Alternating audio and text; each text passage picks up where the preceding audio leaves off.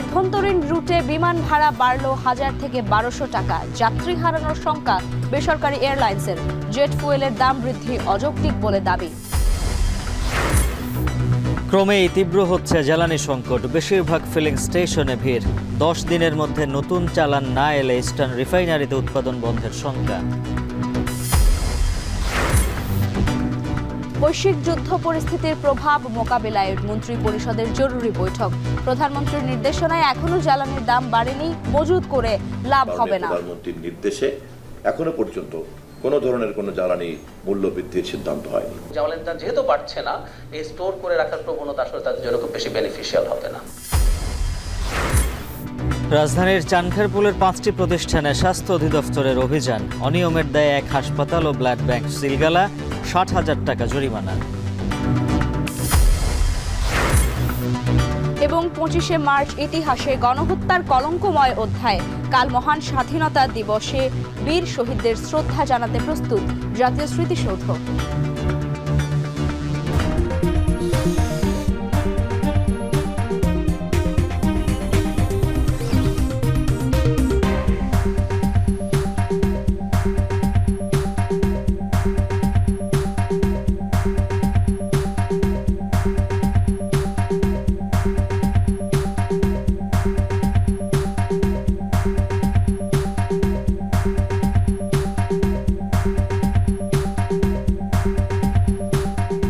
স্বাগত এখন দুপুরে। পুরো আয়োজন জুড়ে সঙ্গে আছি আমরা দুজন, আমি লাইবা জান্নাত এবং আমি উজ্জ্বল হাফিজ। জেট ফুয়েলের দাম বাড়ার ঘোষণার পরপরই দেশের অভ্যন্তরীণ রুটে টিকিটের দাম 1000 থেকে 1200 টাকা পর্যন্ত বাড়ালো বেসরকারি এয়ারলাইন্সগুলো। বিএআরসির জেট ফুয়েলের দাম বাড়ানোকে অযৌক্তিক বলছেন এভিয়েশন অপারেটরদের সংগঠন। দেশে এয়ারলাইন্সের বাজার টিকিয়ে রাখতে দ্রুত এই দাম পুনর্বিবেচনা করার দাবিও উঠেছে। আরও জানাচ্ছেন তানজিলা খান মিম। মধ্যপ্রাচ্যের যুদ্ধের কারণে এবার বড় প্রভাব পড়ল দেশের এভিয়েশন খাতে। মঙ্গলবার রাতে জেট ফুয়েলের দাম 80% বাড়ার পরই এক লাফে চট্টগ্রাম, কক্সবাজার, সিলেট, সৈয়দপুর রুটগুলোতে বেসরকারি এয়ারলাইন্সগুলোর ভাড়া বাড়াতে হয়েছে 1200 টাকা। যশোর ও রাজশাহীতে ভাড়া বেড়েছে 1000 টাকা। এয়ারলাইন্সগুলো বলছে আন্তর্জাতিক রুটের চাইতেও এই ভাড়ার প্রভাব বেশি পড়বে অভ্যন্তরীণ রুটে। তাদের যখন ফেয়ারটা ইনক্রিজ হয়ে যাবে, আমি বলবো যে এটা ডিমোটিভেটেড হওয়ার একটা সম্ভাবনা আছে এবং ওভারঅল একটা ইকোনমির উপর একটা প্রভাব পড়ার একটা সম্ভাবনা আছে। শুধুমাত্র এয়ারলাইন্স না, আপনাকে এটা ডিরেক্ট প্রভাব পড়ে যাচ্ছে বাংলাদেশের ট্যুরিজম এবং ট্যুরিজম ইন্ডাস্ট্রিতে, হোটেল ইন্ডাস্ট্রিতে।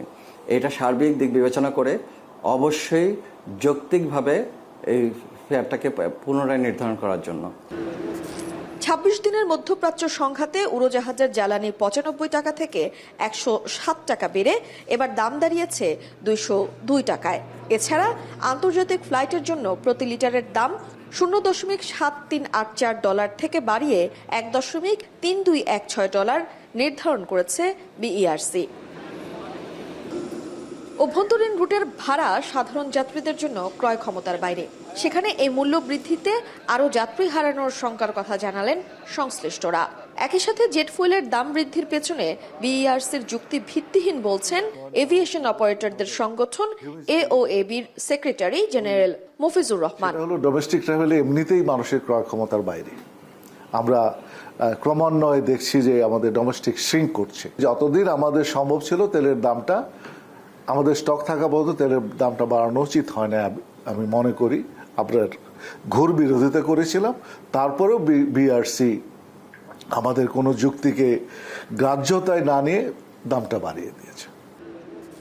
যেখানে পার্শ্ববর্তী দেশ পাকিস্তানে 24% ও মালদ্বীপে 18% জেট ফুয়েলের দাম বৃদ্ধি হয়েছে, সেখানে বাংলাদেশের 80% মূল্য বৃদ্ধি দীর্ঘমেয়াদে বেসরকারি এয়ারলাইন্সের স্থায়িত্ব নিয়ে প্রশ্ন তুলবে বলে মনে করেন এভিয়েশন বিশেষজ্ঞরা। বাংলাদেশে যদি বেশি বেশি এয়ারলাইন্সগুলো না আসে, ইন্টারন্যাশনাল না যায়, আমরা যদি মার্কেট শেয়ার না বাড়াতে পারি, তাহলে আমাদের দেশ থেকে ডলারটা বাইরে চলে যাবে। একসময় 90s দিকে আমাদের মার্কেট ছিল 35-এর বেশি, সেটা এখন কমে গেছে। তো আমাদের উচিত যে সরকার এমন একটা পলিসি করুক যাতে বাংলাদেশ থেকে আরো বেশি সিট ক্যাপাসিটি বাড়ানো যায়। দেশে এয়ারলাইন্সের বাজার টিকিয়ে রাখতে দ্রুত এই দাম পুনর্বিবেচনা করার দাবি জানিয়েছেন এভিয়েশন সংশ্লিষ্টরা। তানজিলা খান মিম, এখন, ঢাকা। বেশিরভাগ পাম্পই বন্ধ, আর যে কয়েকটি খোলা তাতেও লম্বা লাইন। বিশ্ববাজারে জ্বালানি তেলের অস্থিরতায় বুধবারও বদলায়নি রাজধানীর পাম্পের চিত্র, আর এতে চরম ভোগান্তির অভিযোগ ক্রেতাদের। সরকার সরবরাহ স্বাভাবিক বললেও ঘাটতির কথা বলছেন পাম্প মালিকরা। আরও জানাচ্ছেন আতিক মেজবা লগ্ন। উত্তরার ব্যবসায়ী রাশিদুল ইসলাম তেল নিতে এসেছেন শাহবাগের একটি পাম্পে। অপেক্ষা আর অনিশ্চয়তায় বিরক্তি নিয়ে জানালেন ভোগান্তির কথা।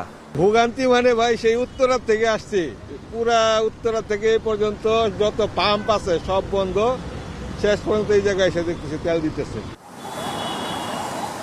বুধবার রাজধানীর বেশিরভাগ পাম্পই বন্ধ, হাতে গোনা যে কয়েকটি খোলা সেগুলোতেও দীর্ঘ লাইন, ঘন্টার পর ঘন্টা অপেক্ষা চালকদের। সকাল থেকেই ধৈর্যের ম্যারাথনে ক্ষোভ তাদের। 1 ঘন্টা 40 মিনিট লাইনে, অথচ কয় লিটার তেল দিবে হলো জানা নেই। অফিস টাইমে আমাদের দেখেন যে লাইনে দীর্ঘ লাইন, প্রায় 1 ঘন্টা ধরে লাইনে আছে। সেক্ষেত্রে তেল যদি অ্যাভেলেবেল হয় তাহলে তো এটা হতো না। ডিপো থেকে পর্যাপ্ত তেল না পাওয়ার দাবি পাম্প ওনার্স অ্যাসোসিয়েশনের। উদ্ভূত পরিস্থিতিতে নিজেরাও সংকটে বলে জানালেন সংগঠনের সভাপতি। পর্যাপ্ত তেল আছে এটা পাবলিকলি বলছেন, পাবলিক ভাবতেছে যে পর্যাপ্ত তেল ওনাদের কাছে আছে, ওনারা আমাদেরকে পর্যাপ্ত দিচ্ছেন, আমরা পাবলিকরে দিচ্ছি না। পাবলিক আর আমাদেরকে একদম মুখোমুখি একটা পর্যায়ে নিয়ে আসছেন এই সমস্ত স্টেটমেন্টের কারণে। এটা হলো প্রথম কথা, যে কারণে আমাদের সাথে বচসা হচ্ছে, তর্কাতর্কি হচ্ছে, ভাঙচুর হচ্ছে, মারামারি হচ্ছে। আতিক মেজবা লগ্ন, এখন ঢাকা। জ্বালানি তেলের সরবরাহ সংকটে রাজধানীর ফিলিং স্টেশনগুলোতে আজও দীর্ঘ সারি যানবাহনের, একই চিত্র রাজধানীর বাইরেও। এই বিষয়ে বিস্তারিত জানাতে মতিঝিল থেকে যুক্ত আছেন আতিক মেজবা লগ্ন এবং কুমিল্লা থেকে মাসুদ আলম। শুরুতেই যাচ্ছি লগ্নর কাছে। লগ্ন, জানাবেন ডিপো থেকে এখনও কি তেলের সরবরাহ স্বাভাবিক হলো কিনা, আর কি বলছেন পাম্প মালিকরা?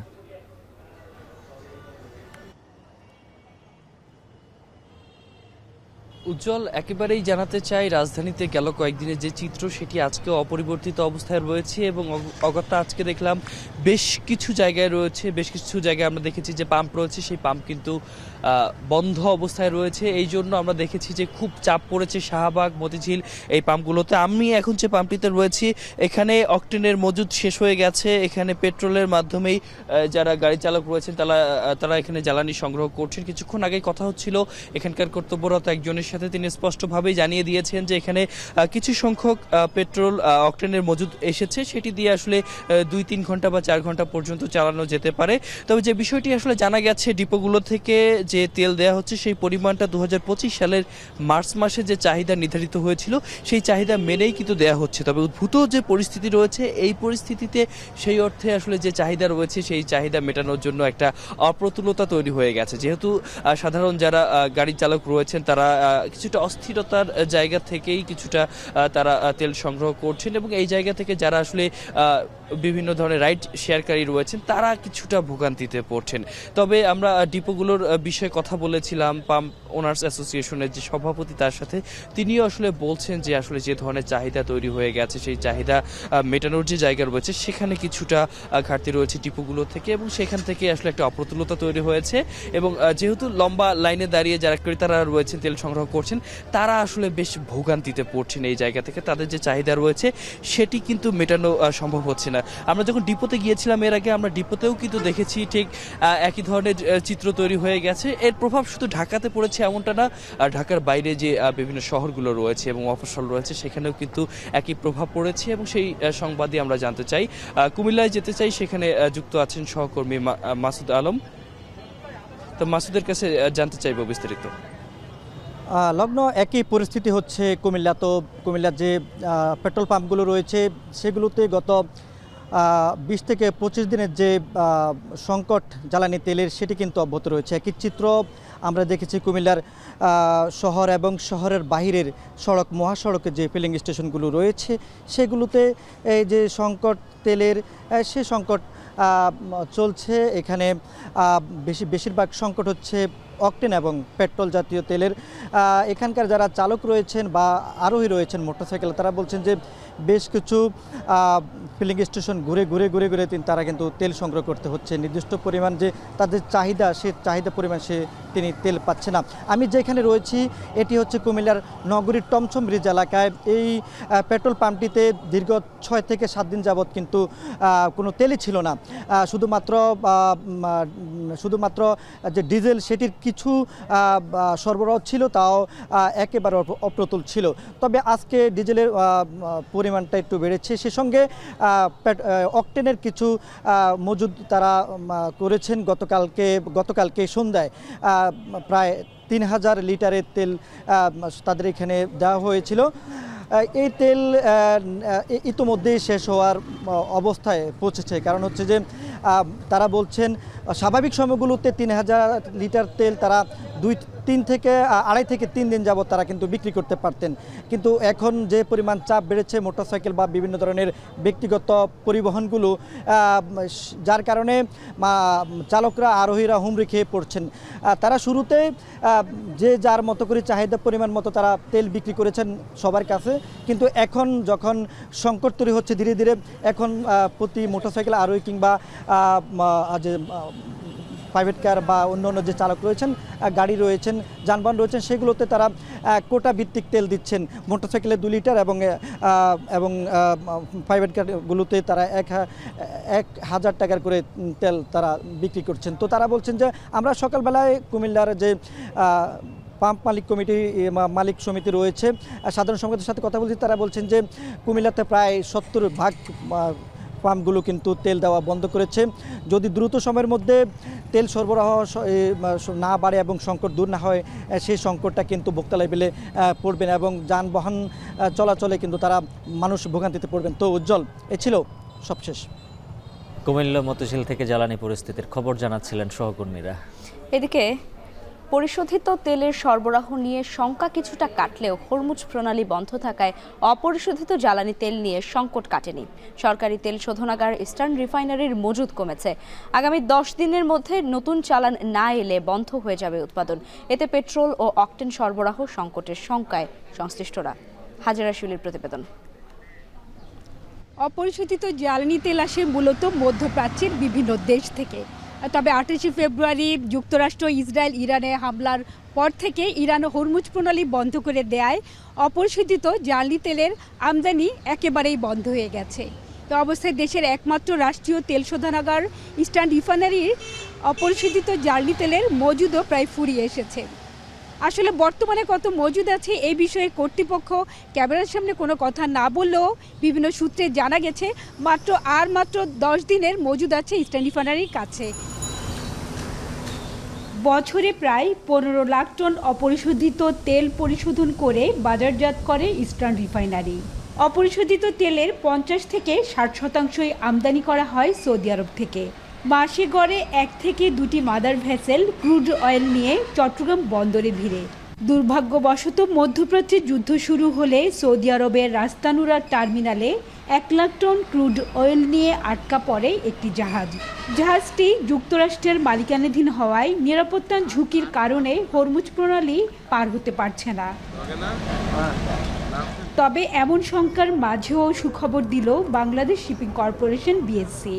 এপ্রিলের মাঝামাঝি সময়ে লোহিত সাগর হয়ে সৌদি আরবের ইয়ানবু বন্দর থেকে 1 লাখ টন অপরিশোধিত তেল নিয়ে আসবে একটি জাহাজ। একই সঙ্গে আটকে পড়ে জাহাজের 1 লাখ টন তেল অন্য জাহাজে খালাস করে দেশে আনার কথা ভাবছে বিপিসি। সব ধরনের আমরা ডিপ্লোম্যাটিক চ্যানেলও আনভেল করার চেষ্টা করেছি যে কোনোভাবে জাহাজটাকে বের করা যায় কিনা, সেই প্রচেষ্টা অব্যাহত আছে। এছাড়া আমরা আরও কিছু অপশন তৈরি করেছি যে এই জাহাজ থেকে মাল খালাস করে অন্য কোনো বন্ধুপ্রতিম দেশে যদি দেশের জাহাজে যদি এটাকে লোড করে আনা যায়, সেটারও একটা ফিজিবিলিটি বা একটা ইভ্যালুয়েশন চলছে। বিপিসির হিসেব মতে বর্তমানে ডিজেলের মজুদ আছে 14 দিনের। মজুদ কম থাকলেও এশিয়ার বিভিন্ন দেশ থেকে নিয়মিত ডিজেলের চালান আসায় সরবরাহ ঘাটতির শঙ্কা নেই। তবে সবচেয়ে কম মজুদ আছে অকটেন ও পেট্রোল। অকটেন আছে মাত্র 9 দিনের ও পেট্রোল 11 দিনের। এক্ষেত্রে পেট্রোলের প্রায় 100% এবং অকটেনের বড় অংশই দেশীয় শোধনাগারে প্রক্রিয়াজাত করে উৎপাদিত হওয়ায় সংকট তৈরি হয়েছে। তবে হরমুজ প্রণালী চালু না হলে বিকল্প পথে জ্বালানি আমদানিতে বাড়তি ভাড়া গুনতে হবে বিপিসিকে, আর পরিশোধিত তেল আমদানিতেও ব্যয় হবে অতিরিক্ত অর্থ। হাজারা শিউলি, এখন চট্টগ্রাম। বৈশ্বিক যুদ্ধ পরিস্থিতিতে জ্বালানি পরিস্থিতি মোকাবিলায় করণীয় নিয়ে সচিবালয়ে বিশেষ সভা করেছেন প্রধানমন্ত্রী তারেক রহমান। এর আগে মধ্যপ্রাচ্য সংকটের প্রভাব সামাল দিতে সরকার অর্থ ও পরিকল্পনা মন্ত্রীর নেতৃত্বে 7 সদস্যের একটি মন্ত্রিসভা কমিটি গঠন করেছে। বৈঠকে যোগ দেন কমিটির সদস্য স্থানীয় সরকার মন্ত্রী মির্জা ফখরুল ইসলাম আলমগীর, স্বরাষ্ট্রমন্ত্রী সালাহউদ্দিন আহমদ, বিদ্যুৎ জ্বালানি ও খনিজ সম্পদ মন্ত্রী ইকবাল হাসান মাহমুদ, বাণিজ্য মন্ত্রী খন্দকার আব্দুল মুক্তাদির, প্রবাসী কল্যাণ ও বৈদেশিক কর্মসংস্থান মন্ত্রী আরিফুল হক চৌধুরী ও খাদ্যমন্ত্রী মোহাম্মদ আমিনুর রশিদ। তবে বিশেষ এই কমিটির আজকের বৈঠকের বিস্তারিত কিছু জানা যায়নি।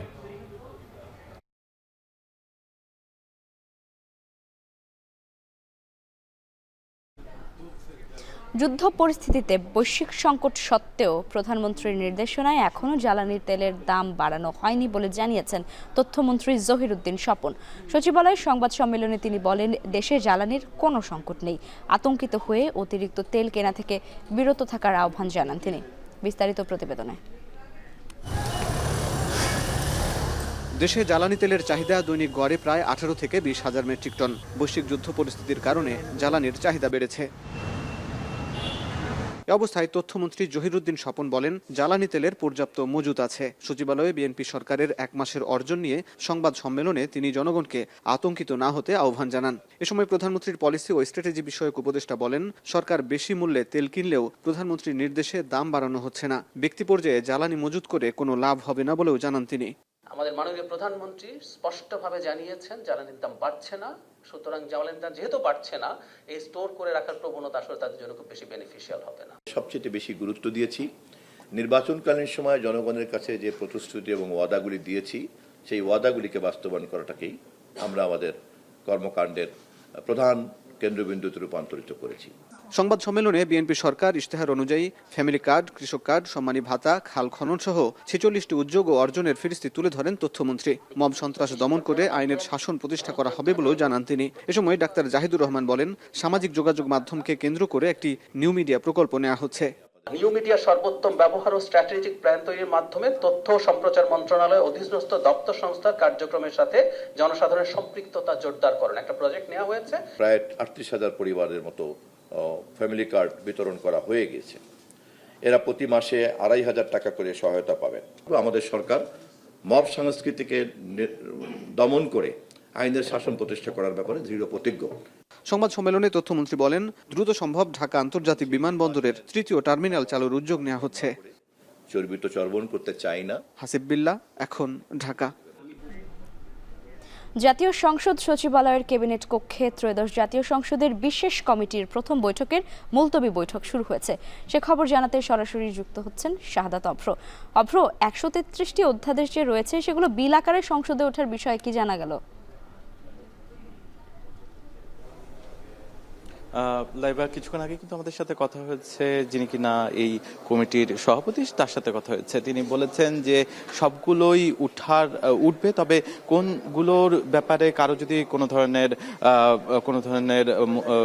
কথা থাকে কিংবা কোনো ধরনের নেতিবাচক কথা থাকে, সেই ক্ষেত্রে কিন্তু সেগুলো নিয়ে আলোচনা হবে। সেই আলোচনার জন্য লিখিতভাবে কিন্তু যেই 13 জন কমিটির সদস্য আছে তাদেরকে বলা হয়েছে এবং তাদের প্রত্যেককেই এই 133টি যে অধ্যাদেশ আছে সবগুলোই কিন্তু পর্যালোচনা করতে হচ্ছে। সবগুলো পর্যালোচনা করার পরেই কিন্তু আগামী যেই 2 এপ্রিল, সেই 2 এপ্রিলের মধ্যে এই সবগুলো 133টি যে অধ্যাদেশ রয়েছে যেগুলো কিনা অন্তর্বর্তী সরকারের সময়ে করা হয়েছিল, সেগুলো কিন্তু পর্যালোচনা করেই সংসদে তোলা হবে।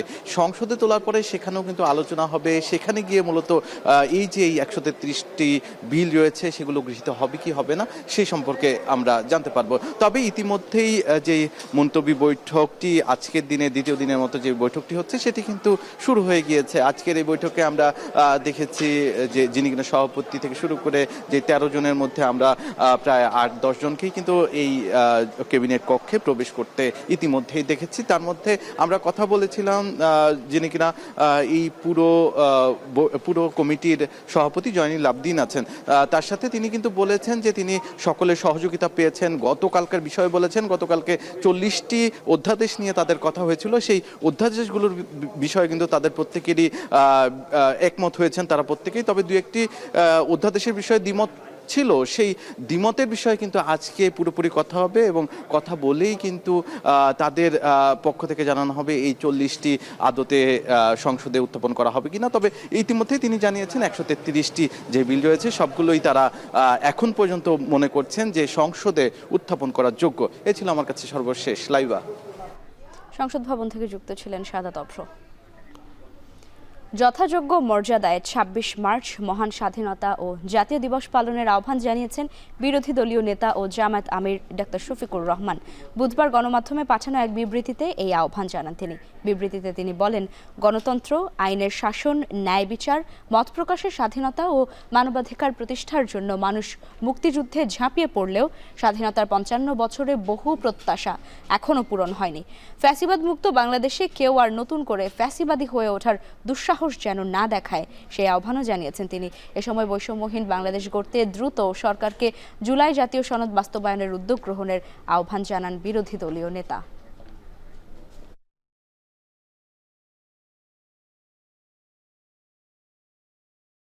মার্কিন ফার্স্ট লেডি মেলানিয়া ট্রাম্পের আমন্ত্রণে ফস্টারিং দ্য ফিউচার টুগেদার সম্মেলনে যোগ দিয়েছেন প্রধানমন্ত্রী তারেক রহমানের সহধর্মিণী ডাক্তার জুবাইদা রহমান। উদ্বোধনী অনুষ্ঠানে বক্তব্যে শিক্ষা খাত ডিজিটালাইজেশনে বাংলাদেশ সরকার কাজ করে যাচ্ছে বলে জানান তিনি। সম্মেলনে শিশু ও নারীর উন্নয়নে বর্তমান সরকারের নানা উদ্যোগের কথাও তুলে ধরেন জুবাইদা রহমান। আরও জানাচ্ছেন অর্ণব প্রসাদ। ওয়াশিংটনে প্রযুক্তি ও শিক্ষার মিশেলে শিশুদের জন্য নিরাপদ ও সম্ভাবনাময় ভবিষ্যৎ গড়ার লক্ষ্যে আয়োজন করা হয় fostering the future together summit. মার্কিন ফার্স্ট লেডি মেলানিয়া ট্রাম্পের আমন্ত্রণে অংশ নেন ৪৫টি দেশের প্রতিনিধি। বাংলাদেশ থেকে যোগ দিয়েছেন প্রধানমন্ত্রী তারেক রহমানের সহধর্মিণী ডাক্তার জুবাইদা রহমান। সম্মেলনে দেয়া বক্তব্যে তিনি বলেন, শিশুদের জন্য ডিজিটাল পরিবেশ এখন সময়ের দাবি। এ সময় বাংলাদেশের শিক্ষা ব্যবস্থায় প্রযুক্তির ব্যবহার বাড়াতে সরকারের নেয়া নানা উদ্যোগের কথা তুলে ধরেন তিনি।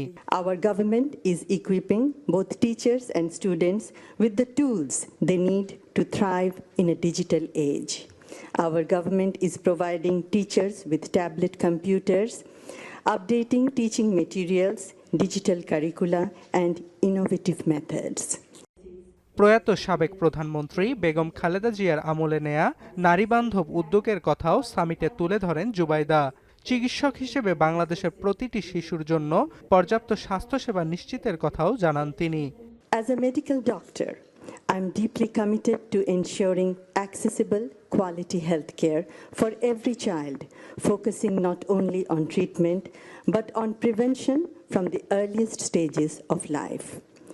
My work with the Ziaur Rahman Foundation and Shurobhi has further strengthened my dedication to advancing education, youth development, and community well-being.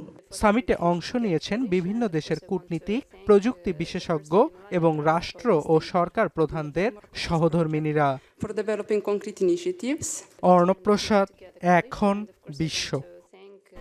রাজধানীর চানখারপুলে 5টি প্রতিষ্ঠানে অভিযান চালিয়েছে স্বাস্থ্য অধিদপ্তর। অনিয়মের দায়ে আহমেদ স্পেশালাইজড হাসপাতাল এবং প্রাইম টিজি ডায়াগনস্টিক লিমিটেডের অবৈধ ব্লাড ব্যাংক বন্ধ ঘোষণা করা হয়েছে। এই নিয়ে আরও জানাতে এই মুহূর্তে চানখারপুল থেকে সরাসরি যুক্ত হচ্ছেন রাজু আহমেদ। রাজু, বন্ধ করা হাসপাতাল ও ব্লাড ব্যাংকে কী ধরনের অনিয়ম পাওয়া গিয়েছে আর কত টাকা জরিমানা করা হয়েছে?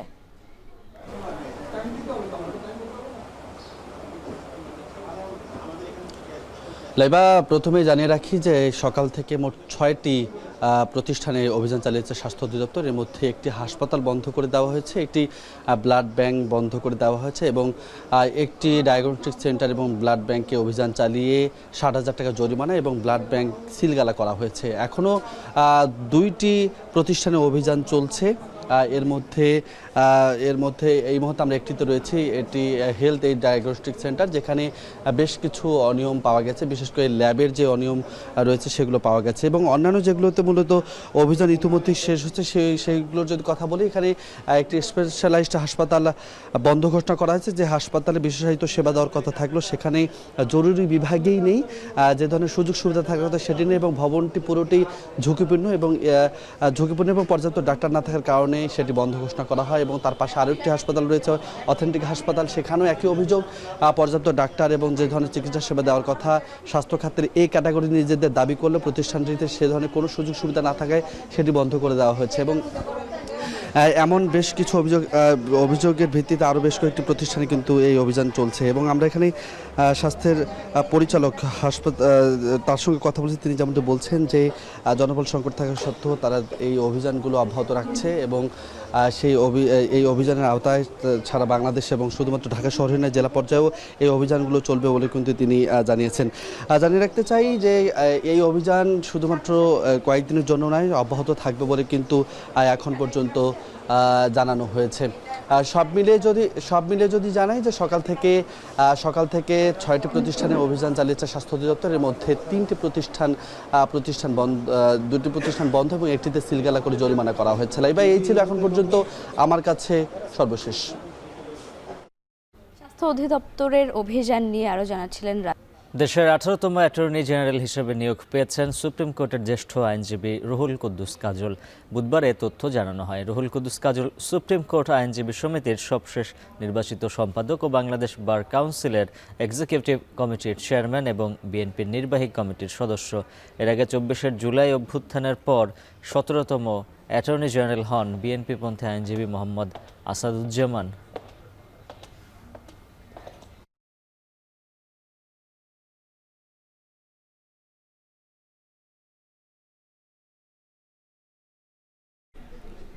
মালয়েশিয়ায় কর্মী পাঠিয়ে 119 কোটি টাকা আত্মসাতের অভিযোগে দুদকের করা মামলায় 1/11 সময়ের আলোচিত সেনা কর্মকর্তা মাসুদ উদ্দিন চৌধুরীকে গ্রেপ্তার দেখানোর আবেদন করা হয়েছে। বুধবার মামলাটির তদন্ত কর্মকর্তা দুদকের সহকারী পরিচালক মোহাম্মদ আবুল কালাম আজাদ এই আবেদন করেন।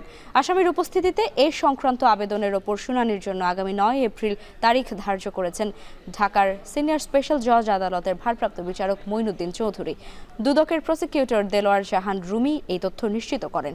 এর আগে গতকাল মঙ্গলবার রাজধানীর পল্টন থানার মানব পাচার মামলায় মাসুদ উদ্দিন চৌধুরীকে গ্রেপ্তার দেখানো হয়। পুলিশের আবেদনের পরিপ্রেক্ষিতে এই মামলায় তার 5 দিনের রিমান্ড মঞ্জুর করেন আদালত।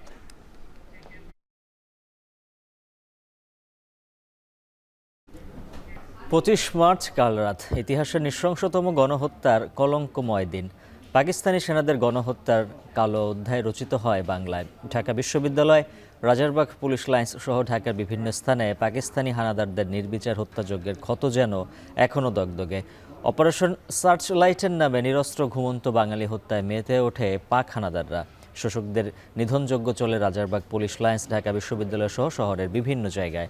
এখান থেকে শুরু হয় প্রতিরোধ আর সংগ্রামের গল্পগাথা। আর তাই হানাদারদের প্রধান আক্রমণের লক্ষ্য ছিল এখানে।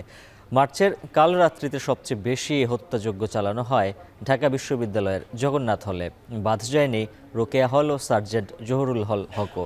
পাক সেনাদের গুলি আর আগুনের লেলিহান শিখায় বিভীষিকাময় হয়ে ওঠে এখানকার আকাশ বাতাস। স্বাধীনতা দিবসকে সামনে রেখে সাভারের জাতীয় স্মৃতিসৌধে সম্পন্ন হয়েছে ব্যাপক প্রস্তুতি। শহীদদের প্রতি শ্রদ্ধা জানাতে প্রস্তুত করা হয়েছে পুরো স্মৃতিসৌধ এলাকা। লাল সবুজের আভায় সেজে উঠেছে জাতীয় স্মৃতিসৌধ। রংতুলির নতুন ছোঁয়ায় বেদি ও সিঁড়িতে আনা হয়েছে নান্দনিক পরিবর্তন। গণপূর্ত অধিদপ্তরের তত্ত্বাবধানে ধোয়া মোছা, পরিচ্ছন্নতা এবং আলোকসজ্জা সহ সব ধরনের প্রস্তুতি ইতোমধ্যে শেষ হয়েছে। প্রায় 108 হেক্টর জুড়ে বিস্তৃত পুরো এলাকা এখন প্রস্তুত শহীদদের প্রতি শ্রদ্ধা নিবেদনের জন্য। 26 মার্চের ভোরে 71-এর বীর শহীদদের প্রতি শ্রদ্ধা জানাবেন রাষ্ট্রপতি ও প্রধানমন্ত্রী। পরে শ্রদ্ধা জানাবেন সর্বস্তরের মানুষ। ফুলে ফুলে ভরে উঠবে স্মৃতিসৌধের বেদি। এদিকে স্বাধীনতা দিবসকে ঘিরে নেওয়া হয়েছে কঠোর নিরাপত্তা ব্যবস্থা। আমিনবাজার থেকে স্মৃতিসৌধ পর্যন্ত কয়েক হাজার আইন শৃঙ্খলা বাহিনীর সদস্য ইউনিফর্ম ও সাদা পোশাকে দায়িত্ব পালন করছেন।